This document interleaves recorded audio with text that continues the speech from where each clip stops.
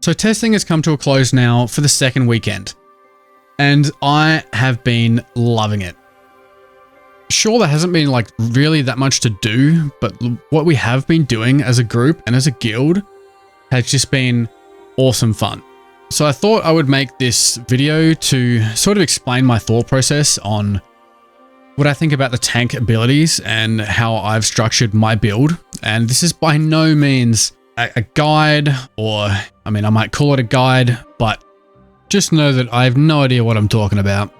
But here's sort of my rundown of the tank abilities and what I would choose and what I would advise a new player to be selecting and why. To start things off with the tank, let's talk about Vengeance. This is your default ability. It has a 4 meter range, costs courage to use, and it doesn't have a cooldown. Instead, it has 5 charges. As it hits, it does additional damage to nearby enemies at a reduced rate, so we get a little bit of cleave here.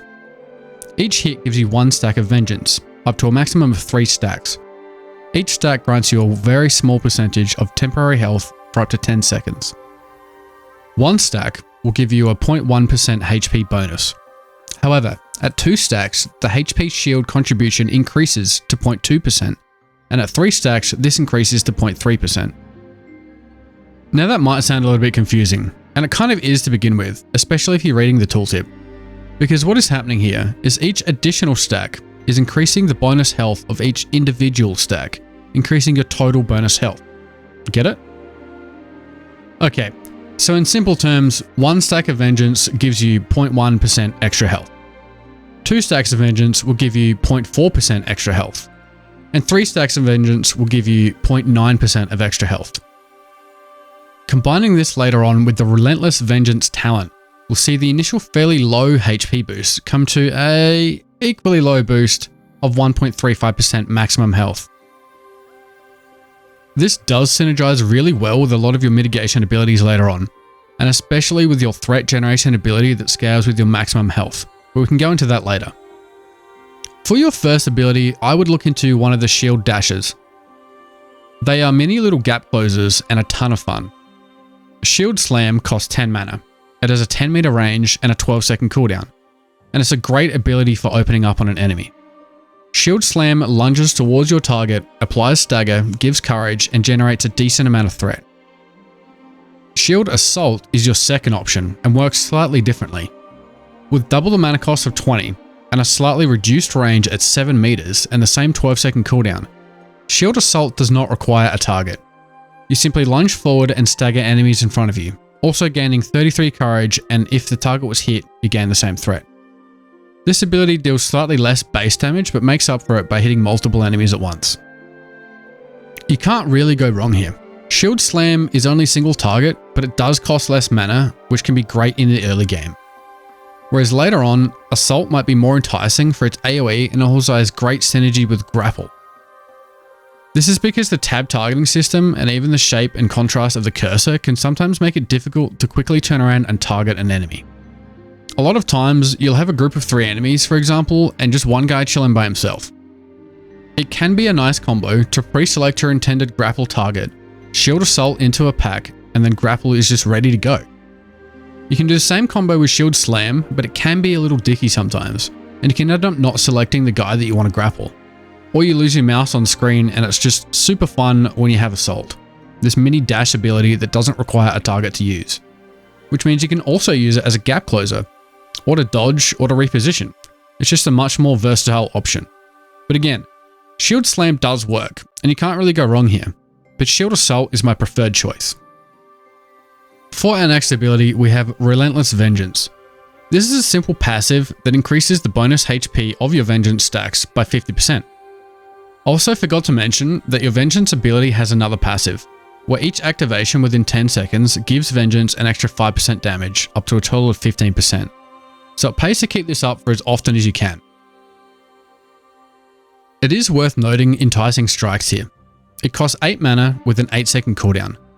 This ability slashes twice in front of you, dealing kind of low damage per hit, but generates a very high threat. This one's kind of weird. It is low mana, low damage, and high threat, so you can spam it for a decent cleave, but honestly, early on, you don't really need it. If you like having an extra button to press, it's not a bad choice, but I do prefer to take the Vengeance upgrade instead and focus on dealing most of my damage with my auto attacks. Up next, Tremoring Strike. 12 mana, 12-second cooldown, and a 4-meter range. This is your kick, your interrupt, your short cooldown single target crowd control. Most of the time as a tank, you'll be trying to apply stagger, or some other form of primary status effect so that you or your party can promote those effects to a higher form of crowd control. Not with Tremoring Strike. Here we can apply Trip to our targets without any setup, a must-have ability for sure. It also deals a little bit of damage and gives us some moderate threat. Our next ability, costing 15 mana with a 10-second cooldown and a 30-meter range, is going to be Taunt. Taunt generates threat equal to your maximum health times 2, and also applies the Humiliated status effect. One thing to note, Taunt does not automatically pull aggro like in some other MMOs. Instead, it simply applies threat to the target, and sometimes that's okay, because the Humiliate debuff reduces all damage dealt to anything that isn't the applier of the effect for 8 seconds. What this means is it is effective in PvE and also in PvP, because if you use Taunt on an enemy and they do not switch targets, they are going to be dealing 30% less damage to anyone that is not you. Not always a useful ability, but it is nice to have, and that seems really weird to say about Taunt. But if you do find yourself not using Taunt very often and would like to switch it out, I would recommend trying out Enticing Strikes, or maybe even shake it off if you need a little bit of self-healing throughout the early levels. Now we're really getting somewhere. Intimidating Aura. 25 mana, 15-second cooldown, and a ridiculous amount of AoE threat. This ability is loaded. When cast, you have an aura for 8 seconds that not only deals a small amount of magic damage, it also has a 10% chance of applying staggered, and generates threat equal to 30% of your maximum health. Oh, and all of this is per tick, which is every 0.5 seconds. This is a must-take ability. This takes you from a dude with more health than everyone else to just a mob magnet. Here is where you really begin to be able to actually take aggro and tank for your party in large groups. And this is the reason I like the Relentless Vengeance talent. Keeping up on your stacks gives you more health. More health equals more threat. More threat means better tanking. This is also when you'll have Grit unlocked. Grit is a toggleable ability that reduces all incoming damage by 15% and gives all your threat generation abilities a 50% boost. However, the downside to this stance is your damage output is also reduced by 25%. That sounds like quite the trade-off. But if you maintain your courage, you can reduce the damage penalty by up to 10%. So, in summary, we can gain 15% damage reduction, but it costs us 15% damage output if we have maximum courage, 25% if we have no courage. And here is where spending courage on Vengeance starts to become a little more interesting. Do you need more damage and health, or do you want more mitigation? Or do you want to drop the stance altogether? Definitely some skill expression here. For number 6, it depends on the content that you're doing. Grapple or Supernatural Grit. Grapple costs 35 mana on a 20-second cooldown, and it has a 25-meter range. This is your tank pull. This is the only ability in the game that can pull an enemy towards you. The applications and the uses for this are plentiful. For PvP specifically, my group in particular have been using Grapple with a few tanks to double or triple pull mobs around terrain or across longer distances for more effective AoE farming. It truly is a brilliant skill and a must-have, and that's without even touching on the PvP applications. Now, Supernatural Grit is a passive that gives you a flat percentage reduction to all incoming magical damage equal to your physical mitigation from Grit. And you best believe you're going to want to take it. Some of those mages, especially early fire mages, deal a lot of damage. Normally I would take Grapple 6th and Supernatural 7th, but based on the mobs you're running into and the packs you're fighting, you could reverse the order. In our 8th spot, we have Reflect. 15 mana, 15-second cooldown. Reflect doubles your block mitigation rating and reflects the next attack within 3 seconds and generates some threat. This is a great ability to have to deflect those really big, hard-hitting abilities that some mobs have, and even some players. But it really shines after you lock its augments, Oppressive Reflect and Refreshing Reflect.